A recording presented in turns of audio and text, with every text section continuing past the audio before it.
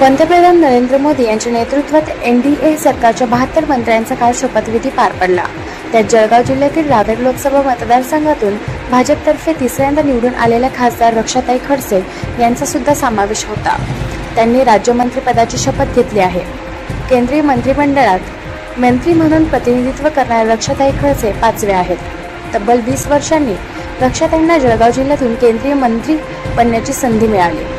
1952 साली जळगाव जिल्ह्यातून निवडून आलेले हरिभाऊ केंद्रात कायदेमंत्री होते। 1977 साली चाळीसगावचे सोनूसिंग धनसिंग पाटील जनता पक्षाच्या राजवटीत मोरारजीभाई देसाई यांच्या मंत्रिमंडळात गृहराज्यमंत्री होते।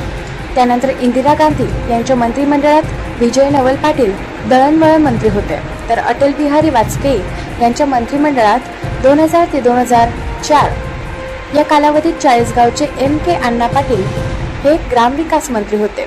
आता 2024 मध्ये रावेर लोकसभा मतदारसंघातून तिसऱ्यांदा निवडून आलेल्या रक्षाताई खडसे या नरेंद्र मोदींच्या मंत्रिमंडळात मंत्री असलेल्या जळगाव जिल्ह्याचे प्रतिनिधित्व करणाऱ्या 5व्या आहेत। रक्षाताईंच्या रूपाने जळगाव जिल्ह्याचा हा सन्मान झाला आहे।